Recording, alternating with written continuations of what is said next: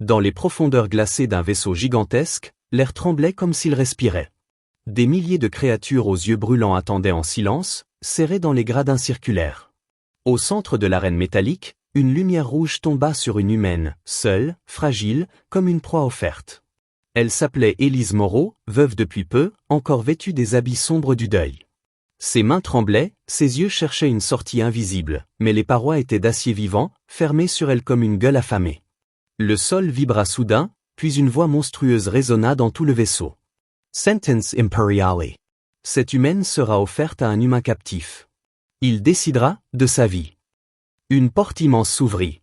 Des chaînes traînaient, frappant le sol, puis un homme apparut, épuisé, couvert de poussière, mais ses yeux brûlaient d'une rage glacée. Capitaine Julien Duroc, autrefois héros de guerre, maintenant bête en cage. Sa stature imposante faisait trembler même les aliens. On l'appelait l'homme tempête. Il releva lentement la tête, regarda Élise. Un silence mortel tomba alors sur l'arène.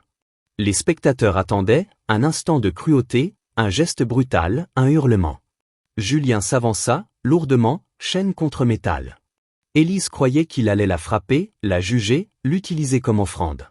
Au lieu de cela, dans un souffle presque tendre, il murmura. « Elle est à moi maintenant. » Les aliens éclatèrent de rire, pensant à une domination, à des hurlements et à l'obéissance. Ils ignoraient qu'ils venaient de commettre leur plus grande erreur. Ils croyaient avoir offert à un humain sa servante, ils venaient de donner à un guerrier la seule raison de survivre. Avant que l'histoire continue, je te pose une petite question. D'où regardes-tu cette histoire? De quel pays, de quelle ville? Écris-le dans les commentaires, j'adore savoir d'où vous me regardez. Et bienvenue dans mon histoire. Merci d'être là, abonne-toi pour ne rien manquer et soutiens ma chaîne. Maintenant, retournons à notre récit. Les énormes portes se refermèrent dans un fracas sourd, laissant Élise seule avec Julien, dans une cellule que les aliens appelaient le sanctuaire du guerrier captif. Ce n'était pas un sanctuaire, mais une cage de métal chaud, illuminée par des lumières bleutées qui pulsaient comme des veines de créatures. Des morceaux d'armure humaine brisés pendaient au mur, comme des trophées de guerre. Élise, tremblant, OSA parlor. Tu vas me faire du mal? Julien la fixa quelques secondes, puis déchira un morceau de ration sèche qu'on lui avait lancé. I'll lui tendit la moitié. Si tu restes près de moi, tu vivras. Sa voix était rude, mais pas violente. Elle sentait l'odeur de l'acier, de la sueur, d'un homme qui avait survécu trop longtemps au milieu de bêtes. Pourtant, sous sa dureté, il y avait quelque chose de brisé, de fatigué, presque humain. Élise s'assit lentement contre le mur. Elle ne savait pas si elle devait le remercier ou rester silencieuse. Elle observa ses mains, abîmées, couvertes de cicatrices brûlées. Cet homme n'était pas seulement captif, il semblait puni, torturé, utilisé comme un outil de spectacle. Des rumeurs circulaient chez les prisonniers, il combattait chaque jour, comme un gladiateur humain, contre des monstres pour divertir l'Empire Xolnar. Elle murmura. « Pourquoi tu me protèges ?» Julien tourna le dos, comme pour éviter la question. « Parce qu'ils veulent voir un monstre. Je refuse de leur en donner un. » Ces mots restèrent suspendus dans l'air. Élise comprit alors qu'ils n'étaient pas leur bête. Sa rage n'était pas sauvage. Elle était contrôlée. Comme une tempête que l'on enfermait dans un verre. Pendant plusieurs jours, la vie suivit un rythme étrange. Les aliens venaient regarder Élise et Julien à travers des vitres d'énergie. Certains prenaient des notes, d'autres riaient. Ils observaient la manière dont Julien la protégeait, la manière dont Élise restait proche, silencieuse, mais vivante. Ils voulaient comprendre les sentiments humains, ils cherchaient à les manipuler, à les soumettre, comme un jouet d'étude. Un matin, Élise vit Julien revenir couvert de sang violet, celui des extraterrestres. Il laissa tomber une arme alien dans un coin, puis s'écroula, haletant. Elle s'approcha, hésitante, puis nettoya ses blessures avec un morceau de tissu. Julien la regarda, surpris, presque choqué de voir un geste humain aussi simple. « Tu n'as pas peur de moi? J'ai peur de tout ici. Mais pas de toi. » Cette réponse sembla frapper Julien plus fort que n'importe quelle chaîne. Ses yeux s'adoucirent un instant. Peut-être pas amoureux, mais reconnaissant. Une chose rare dans cet endroit. Les repas se firent à deux. Les nuits, silencieuses, mais moins froides. Élise commença à connaître les habitudes du guerrier, sa manière de respirer avant de s'endormir, les mots qu'il murmurait dans ses cauchemars, les noms qu'il appelait. Celui de sa femme, morte à cause de l'Empire Xolnar. Élise comprit soudain, Julien, lui aussi, était veuf. Cette découverte les lia d'une façon étrange, non pas amoureuse tout de suite, mais douloureusement intime. Elle aussi avait perdu son mari dans la même guerre. Elle aussi portait le poids d'un vide. Un soir, alors qu'ils partageaient un morceau de pain sec, Élise osa dire « Tu aurais pu me rejeter. Pourquoi tu ne l'as pas fait ?» Julien fixa le mur métallique comme s'il parlait à un fantôme. « Parce que ils m'ont tout pris. Et par erreur, ils t'ont donné. Je n'accepte pas leur cadeau, mais toi, tu n'es pas un cadeau. Tu es ce qu'ils ont laissé tomber. Et je refuse qu'ils brisent ça aussi. » Élise sentit un froid se briser en elle. Non pas de peur, mais un froid de solitude. Un réconfort discret naquit, fragile, comme une lumière qu'on protège avec les mains. El Chichota. Alors je resterai. Près de toi. Julian Hocus simplement la tête. Il ne sourit pas, mais son regard changea. Elle devint moins prisonnière. Elle devint quelque chose qu'il voulait préserver. Et dans ce vaisseau monstrueux, entouré d'ennemis, protégé par un homme considéré comme une bête, elle se sentit plus vivante qu'elle ne l'aurait cru possible. Mais sous ce calme fragile, quelque chose bouillonnait. Les aliens n'étaient pas satisfaits. Leur curiosité se transformait en impatience. Ils voulaient voir une rupture, une explosion. Ils voulaient plus que de l'observation. Une new voix résonna dans les couloirs métalliques. Préparation du guerrier humain. Nouveau test avec l'offrande. Julian Sarah Les Poings. Élise pâlit. Le calme était terminé. La tempête allait commencer. La sirène du vaisseau hurla comme un animal blessé. Les lumières passèrent du bleu au rouge, tachant les murs d'une couleur sanglante. Élise sentit le sol vibrer sous ses pieds, comme si le vaisseau respirait plus vite, excité par la violence à venir. Des gardes Xolnar, géants, leurs armures noires ondulant comme des insectes vivants, ouvrirent la cellule. Julien se plaça aussitôt devant Élise, prêt à frapper malgré les chaînes encore fixées à ses poignets. Mais cette fois, les gardes ne les séparèrent pas. Ils ordonnèrent d'une voix métallique. « Let's do. Arena Central. Test comportemental. » Julian S.E. rated. Il comprit aussitôt ce que cela signifiait. Il n'allait plus seulement l'utiliser comme gladiateur. Il voulait la pousser, elle aussi. Il voulait voir jusqu'où une humaine pouvait supporter la peur, la douleur, l'instinct de survie. Il voulait étudier, mesurer, briser. Les Xolnar n'observaient pas des esclaves. Ils observaient des expériences. Élise regarda Julien, son cœur battant si fort qu'elle croyait qu'ils allaient l'entendre. Elle demanda dans un souffle. « Que vont-ils faire ?» Julien ne répondit pas. Son silence disait tout. Il lui tendit simplement la main, pas pour la tenir, mais pour lui donner du courage. Elle posa sa main dans la sienne. Les gardes les poussèrent vers un immense ascenseur transparent. En montant, Élise aperçut la structure écrasante du vaisseau, des couloirs sans fin, des cellules, des laboratoires où d'autres humains étaient attachés, des cuves remplies de liquides sombres renfermant des formes terrifiantes. Le vaisseau n'était pas seulement une prison. C'était un monde de dissection. Au sommet, l'arène s'ouvrit comme un cratère vivant. Des milliers d'aliens hurlaient, leurs tentacules frappant le sol, leurs yeux imitant des flammes. Des drones survolaient l'arène, prêts à enregistrer chaque mouvement, chaque respiration. Au centre, une plateforme circulaire se mit à monter depuis les profondeurs. On y voyait des cages. Elle contenait quelque chose d'invisible dans l'ombre. Des grognements, des griffes, des yeux brillants. Un Xolnar géant, couvert de plaques d'or, leva les bras et annonça. Test émotionnel, le guerrier humain doit protéger ce qui lui a été offert. S'il échoue, il perdra tout. Les cages s'ouvrirent. 3 créatures surgirent, mi-fauves, mi-reptiles, leur corps couvert d'épines vibrantes. Elles couraient directement vers Élise. Julien hurla un ordre. « Reste derrière moi !» Les chaînes aux poignets du capitaine s'illuminèrent, libérées par le système. On voulait le voir combattre. On voulait le pousser à l'extrême. Julien se jeta en avant, attrapa une longue barre métallique jetée au sol et frappa la première créature. Un craquement. Du sang violet éclaboussa Élise. La deuxième créature bondit. Julien roula au sol, planta la barre dans le ventre du monstre. Mais la troisième ne l'attaqua pas, non. Elle fonça vers Élise, rapide, terrible, ses pattes tranchantes prêtes à la déchirer. Élise sentit la mort voler vers elle.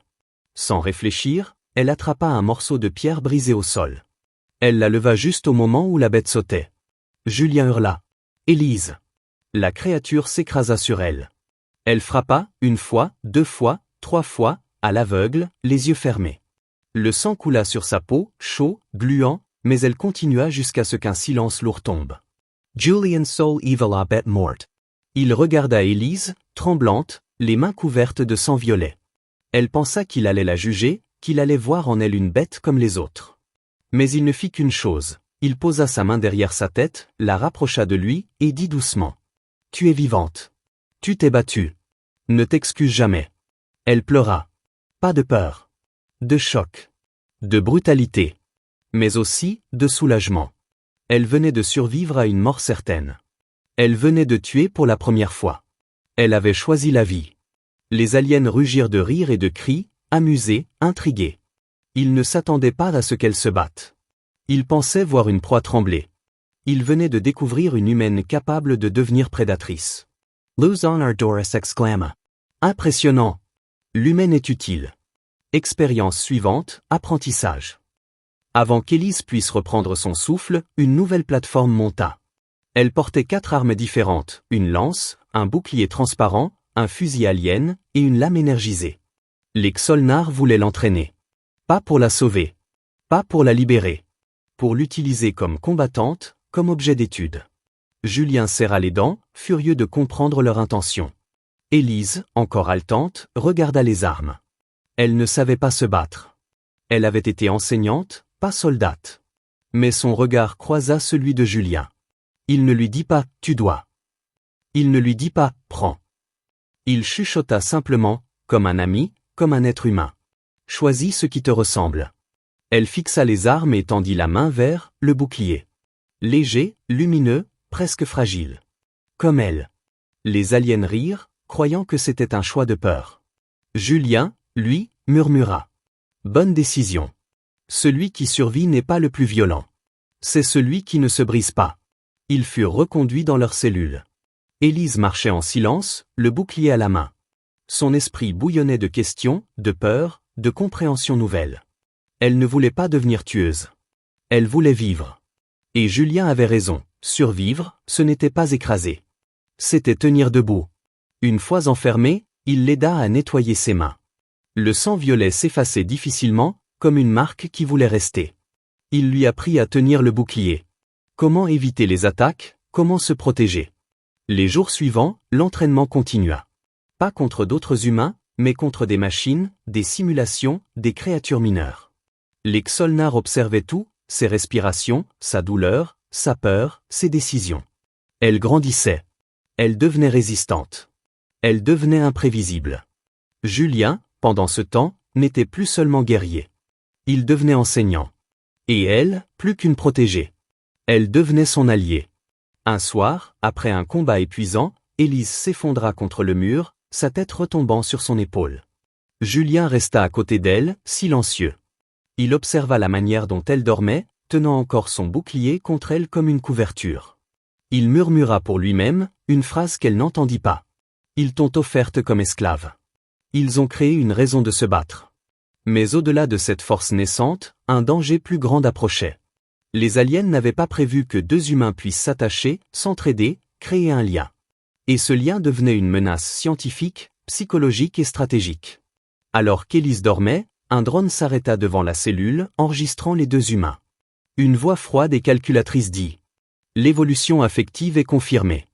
Risque de rébellion élevé. Mesures nécessaires dans la prochaine phase. » Julien ouvrit les yeux. Il avait entendu. Il savait que la prochaine étape ne serait pas un entraînement. Ce serait une séparation. La nuit se fit plus lourde que jamais. Les lumières du vaisseau se rallumèrent brutalement, passant du bleu apaisant au blanc aveuglant. Élise sursauta, encore engourdie par le sommeil. Julien était déjà debout, comme si lui ne dormait jamais vraiment. Ses yeux surveillaient la porte, le souffle calme, mais les muscles de son dos étaient tendus, prêts à frapper. Il savait. Il sentait le piège. La porte s'ouvrit sans fracas cette fois. 2 Xolnar entrèrent, mais sans armes visibles.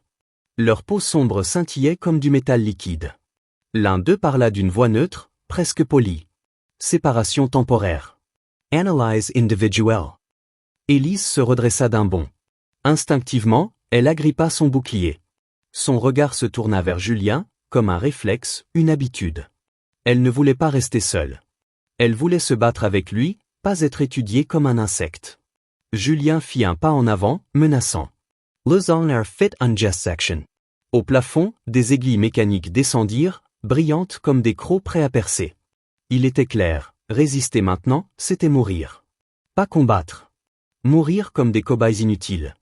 Julien inspira profondément, lentement. Il posa sa main sur l'épaule d'Élise, lui transmettant calme et décision. Il murmura, assez bas pour que seul l'entende. Ne montre pas ta peur. Ils veulent l'étudier, pas la dominer. Élise avala difficilement sa salive. Elle posa ses doigts sur la main de Julien une seconde. Cela voulait dire, je tiens bon. Puis les gardes l'emmenèrent. Julien resta dans la cellule. La porte se referma comme un couperet. Elle marchait entre deux rangées de machines vivantes, des écrans organiques respirant lentement, affichant des données en symboles mouvants. Tout semblait palpiter comme un organisme géant. L'air sentait le métal humide et la chair brûlée.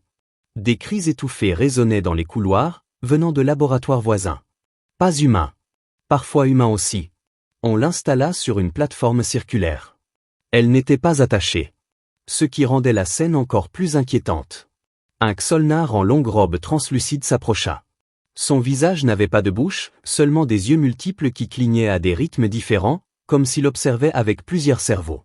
L'humaine est stable. Son instinct est remarquable. Elle protège. Elle attaque seulement pour survivre. Intéressant. Il fit un signe. Une lumière descendit, balayant le corps d'Élise. Elle sentit une chaleur étrange traverser sa peau, comme une caresse froide. Les machines l'examinaient, non pas pour la soigner, mais pour comprendre comment un esprit humain se transformait dans la peur. Le lien affectif avec le guerrier du roc intensifie ses réactions. Son combat n'est pas pour elle-même, mais pour un autre. Unique. Les paroles résonnaient dans toute la salle. Elle avait l'impression d'être disséquée vivante, non par les outils, mais par leurs mots. Il ne voyait pas une femme. Il voyait une équation. Une formule biologique. Alcera les points. Je ne suis pas un objet. Ces mots sortirent tout seuls, durs, directs, comme une gifle. Les Xolnars tournèrent la tête vers elle. Le scientifique en robe translucide répondit calmement. Tu n'es pas un objet. Tu es une clé. Une clé? Elle ne comprit pas. Mais cela la glaça plus qu'une insulte. Il ne voulait pas simplement la briser. Il voulait l'utiliser. Pour ouvrir quelque chose. Pour déclencher quelque chose. Peut-être contre les humains. Peut-être pour créer des armes psychologiques. Peut-être pire encore. Soudain, un cri humain retentit dans la pièce voisine. Un cri déchirant, presque animal. Élise sursauta. Elle chercha Julien, mais il n'était pas là. Elle était seule, face à un monde de monstres qui comprenait trop bien la psychologie humaine. The zone a repris. Nous avons étudié les corps humains. Maintenant, nous étudions vos liens. C'est cela, votre faiblesse et votre force. Élise sentit une colère monter. Pas aveugle, mais lucide. Il croyait comprendre l'humanité comme un insecte. Il croyait que tout pouvait être mesuré. Sans prévenir, la plateforme s'ouvrit sous elle. Elle tomba dans le vide. Elle hurla, puis s'arrêta net dans l'air, suspendue par un champ invisible. Elle se retrouva dans une autre salle, plus sombre, plus froide. Un écran vivant s'alluma. On y voyait Julien, dans une autre cellule, forcé de regarder quelque chose hors champ. Ses yeux étaient tendus, mais il ne parlait pas. Il murmurait, son nom. Élise. Il voulait voir jusqu'où ce lien pouvait aller. Un nouveau Xolnar entra. Plus petit. Plus silencieux. Il portait un long bâton cristallin. Il s'approcha d'Élise. En une seconde, elle comprit. Ils allaient la pousser, l'effrayer, la blesser, sous les yeux de Julien, pour voir comment sa psyché allait réagir. Elle se redressa, glacée. Elle leva son bouclier, prête à se défendre, même si ça ne servirait peut-être à rien. Mais avant que le Xolnar n'agisse, une explosion retentit dans le vaisseau. Une alarme rouge hurla dans les couloirs. Les murs tremblèrent, les lumières se brisèrent en pluie d'étincelles. Les Xolnars se tournèrent vers les écrans, surpris, désorganisés. Une voix humaine, forte, remplit les haut-parleurs du vaisseau. Ici l'unité de résistance Noctis. À tous les prisonniers humains, nous infiltrons l'arche. Préparez-vous. La libération commence. Élise sentit son cœur exploser d'espoir. Il y avait d'autres humains. Pas seulement des victimes. Des combattants. Des résistants. Des libérateurs. Mais l'écran montra Julien, frappant sa cellule, furieux de ne pas pouvoir agir. Il entendait l'appel, mais il était toujours prisonnier. Élise comprit instantanément, s'il ne faisait rien, cette attaque serait inutile. Les résistants mouraient en vain. Eux aussi. Elle ne réfléchit pas. Elle courut vers la porte, bouclier levé, malgré les lasers qui commençaient à tirer. Le champ essaie brisa sous l'impact de l'explosion. Elle traversa la fumée, évita un tir, se jeta derrière une console.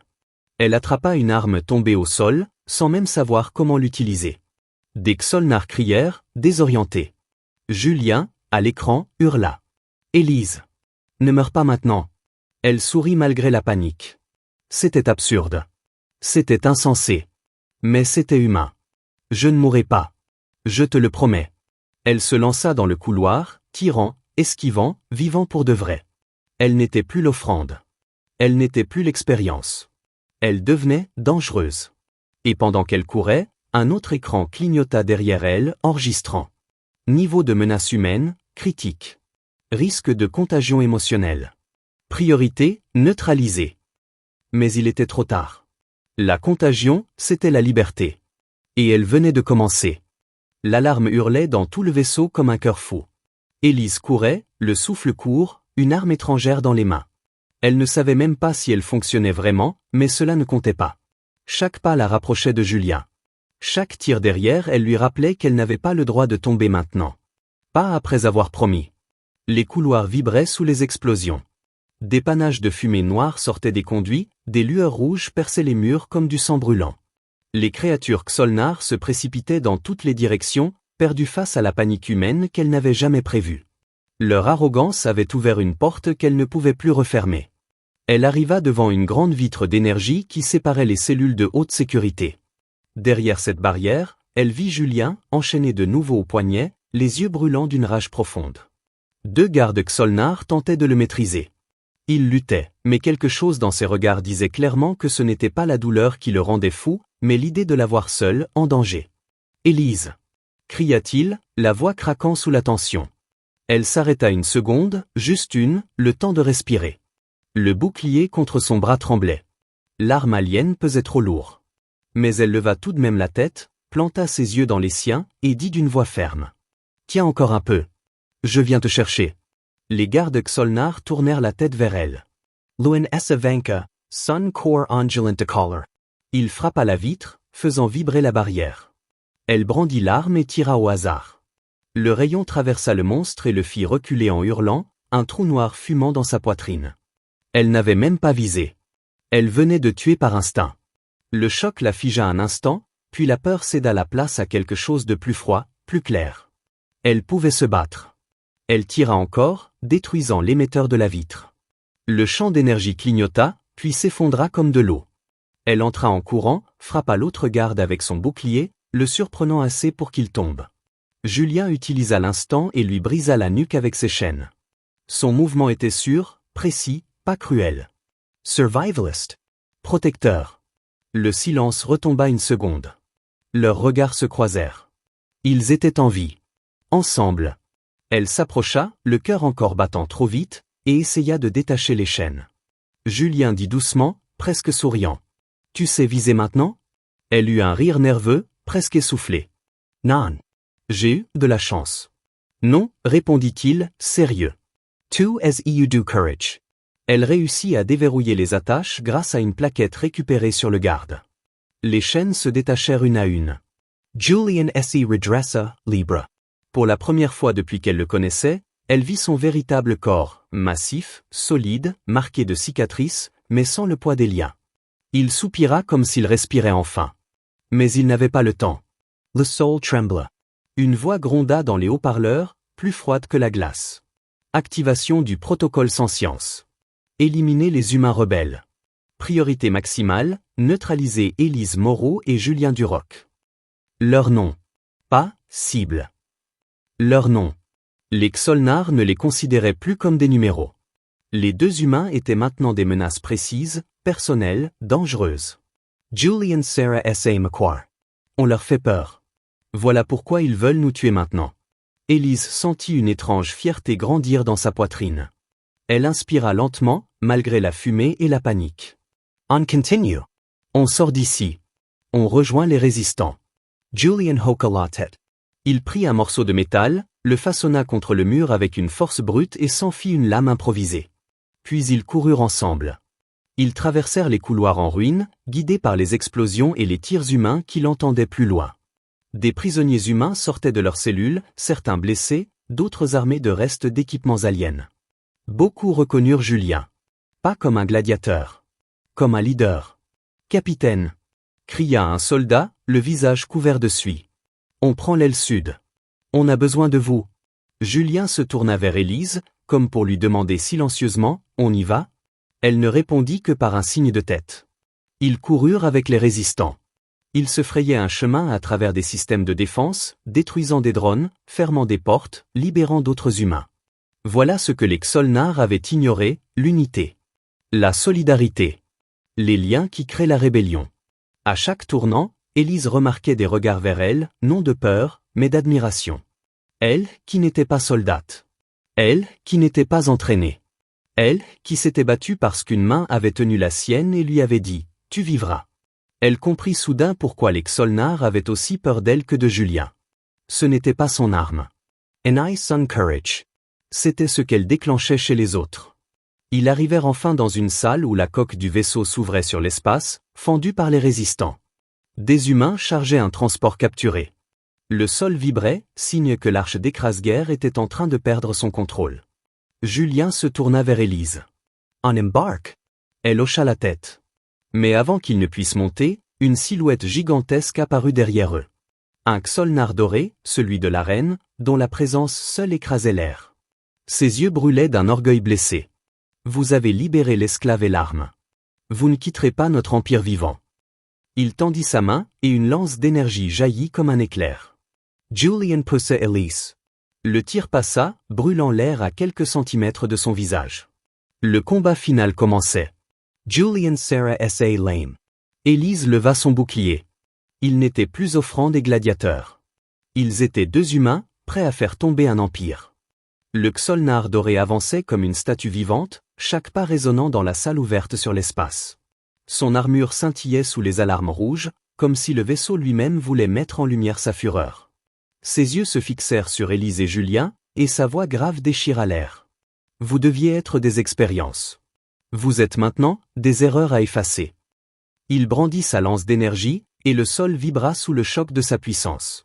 Des étincelles bleues se répandirent comme une vague électrique. Julien se plaça devant Élise, lame de fortune à la main. Mais cette fois, elle ne resta pas en retrait. Elle leva son bouclier transparent, le cœur battant, non de terreur, mais d'une volonté farouche. « On le fait ensemble, dit-elle. » Julian Hokalatet, presque fear. Le Xolnar attaqua en premier. Sa lance frappa avec la vitesse d'un éclair. Julien lévita de justesse et tenta de contrer, mais son arme glissa sur l'armure dorée. Le choc manqua de lui briser le bras. L'extraterrestre se retourna aussitôt, prêt à l'embrocher. Élise bondit. Elle intercepta la frappe avec son bouclier. L'impact fit Trembler SESOS. Elle recula de force, les jambes fléchissant, mais elle ne tomba pas. Le bouclier vibra, absorbant l'énergie. Elle respira profondément. Ce n'était plus un simple objet d'étude. C'était sa défense. Sa clé. Le géant grogna, surpris. Protection instinctive, intensifiée par le lien humain. Défectueuse. Il fonça une nouvelle fois. Cette fois, Julien se glissa sur le côté, utilisant Élise comme point d'appui. Il courut le long de son bouclier, prenant de l'élan, et frappa l'aisselle de la créature, là où l'armure était plus souple. La lame improvisée s'enfonça, arrachant un rugissement monstrueux.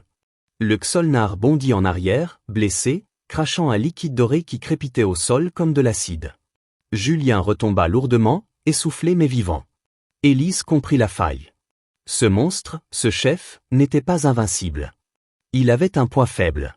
Et cette faiblesse n'était pas physique. C'était son orgueil. Il se croyait supérieur, unique, indestructible. Il croyait que l'humanité n'était qu'un objet à mesurer. Il n'avait jamais imaginé qu'ils se battraient ensemble, qu'ils deviendraient imprévisibles. Qu'ils oseraient. Elle tourna autour du géant, bouclier levé. Julien fit de même, lame prête, formant avec elle un cercle menaçant. Une coordination née non d'entraînement, mais d'instinct, de confiance, de ce lien que les aliens ne pouvaient pas comprendre. Tu le coupes encore? Murmura Élise entre deux respirations. S'il se penche, oui.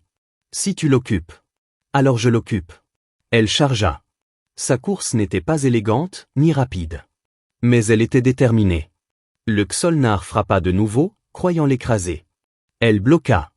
Son bouclier hurla sous l'impact, mais tint bon. Julien, derrière, se précipita, visa la même faille. Le géant anticipa. Il balaya Julien d'un coup de son bras blessé. Julien roula au sol, haletant, son arme glissant hors de portée. Élise cria. « Julien !» L'extraterrestre tourna la tête. Il vit soudain, pas une proie, pas une expérience. Une femme capable d'aimer, capable de perdre, capable de se briser et de se relever. Il se mit à rire. Son rire était froid, sans âme. Voilà donc votre force? Un lien fragile? Une émotion? Il leva sa lance pour la tuer. Élise n'avait plus que son bouclier. Elle le serra contre elle, ferme, prête à mourir mais pas à reculer. Et alors, dans un souffle brisé, Julien murmura. « Élise, baisse-toi. » Elle s'exécuta sans réfléchir. Au moment même où elle s'accroupit, une explosion retentit derrière le Xolnar. Une équipe humaine avait réussi à pénétrer la salle et venait de tirer un projectile lourd sur le géant. Celui-ci chancela, surpris, et dans ce bref moment d'hésitation, Julien bondit. Il attrapa la lance du monstre, non pour l'utiliser, mais pour en détourner l'énergie. Il poussa de toutes ses forces, orientant l'arme, vers le cœur de l'extraterrestre. La lance est active. L'éclair d'énergie traversa l'armure dorée, brûlant de l'intérieur. Le Xolnar hurla, d'un cri qui fit vibrer tout le vaisseau. Son corps se tordit, son arme explosa, et il s'effondra, lourd comme un soleil mort. Silence. Puis un souffle collectif. Les résistants fixaient la scène. Élise, tremblant, s'y redressa. Julien restait debout, haletant, couvert de sang étranger. Le chef ennemi était mort. Un humain l'avait tué. 2 humains. Élise s'approcha de lui. Ses mains tremblaient encore, mais elle posa une paume sur sa joue sale, chaude, vivante. Julien ferma les yeux une seconde, enfin apaisé. Elle murmura. « Ils t'ont offert une veuve. Ils ont créé ton trésor. » Julien esquissa un mince sourire, rare, précieux, un sourire qui ne semblait exister que pour elle. « Non. Ils m'ont offert une raison de vaincre. » Les résistants embarquèrent les prisonniers libérés dans le transport. Le vaisseau quittait l'arche d'écrase-guerre, laissant derrière lui un empire blessé.